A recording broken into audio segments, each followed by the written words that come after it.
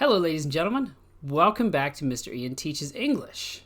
I have a very special episode for you today because we are going to read the story of Snow White. And today is super special because I have some special guests with me. I am reading this story to my daughters, so you might hear them and they might have some questions, and if they do, that's okay. All right, let's jump into the story. All right, this story of Snow White, again, another classic story in English, and we're reading these stories in English because to practice reading in English is incredibly important.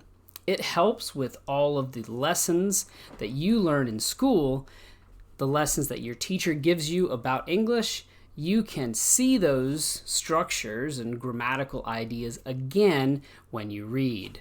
So, let's go. Let's talk about Little Snow White.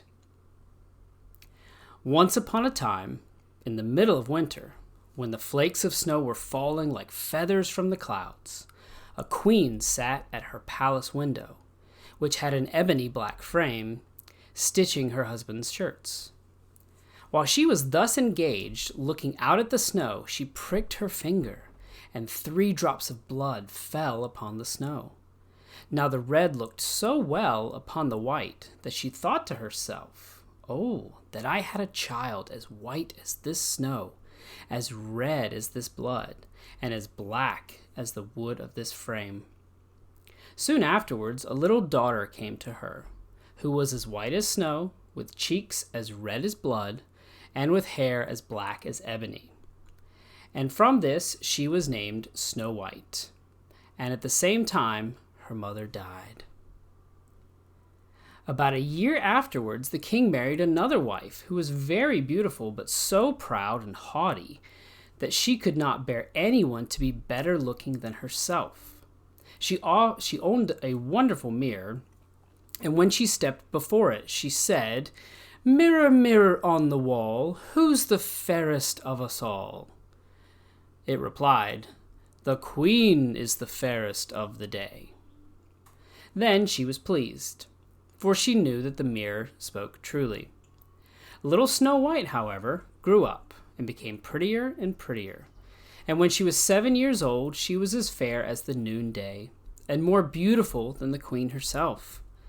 When the queen now asked the mirror, "Mirror, mirror on the wall, who is the fairest of us all?" it replied, "The queen was fairest yesterday. Snow White is the fairest now, they say." This answer angered the queen, that she became quite yellow with envy. From that hour, whenever she saw Snow White... Yes, dear? Envy is when you want something that somebody else has. So the queen wants Snow White's beauty. Does that make sense? Yes. Excellent. Where were we? Here we go. Her envy and jealousy increased so that she had no rest, day or night. And she said to a huntsman, "Take the child away into the forest, and I will never look upon her again. You must kill her and bring her heart and tongue for a token."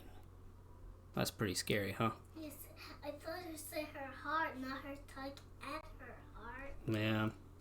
Who wants a tongue? I don't know. It sounds weird, doesn't it? Yes. Yeah. The huntsman listened and took the maiden away. But when he drew out his knife to kill her, she began to cry, saying, "Ah, dear huntsman, give me my life. I will run into the wild forest and never come home again." This speech softened the hunter's heart, and her beauty so touched him that he had pity on her and said, "Well, run away then, poor child." But he thought to himself, "The wild beasts will soon devour her." Still, he felt as if a stone had been lifted from his heart, because her death was not by his hand. Just at that moment, a young boar came running along the spot, and as soon as he clapped eyes upon it, the huntsman caught it, and, killing it, took its tongue and heart and carried them to the queen for a token of his deed. But now poor little Snow White was left motherless and alone and overcome with grief. She was bewildered at the sight of so many trees and knew not which way to turn. She ran till her feet refused to go farther, and as it was getting dark and she saw a little house near, she entered in to rest. In this cottage everything was very small, but very neat and elegant. In the middle stood a little table with a white cloth over it, and 7 little plates upon it, each plate having a spoon and a knife and a fork. And there were also 7 little mugs. Against the wall were 7 little beds arranged in a row, each covered with snow-white sheets. Little Snow White, being both hungry and thirsty, ate a little morsel of porridge out of each plate, and drank a drop or 2 of wine out of each mug, for she did not wish to take away the whole share of anyone. After that she became so tired she lay herself down on one bed, but it did not suit her. She tried another, but that was too long. A 4th was too short, a 5th too hard, but the 7th was just the thing. And tucking herself up in it, she went to sleep, first saying her prayers as usual.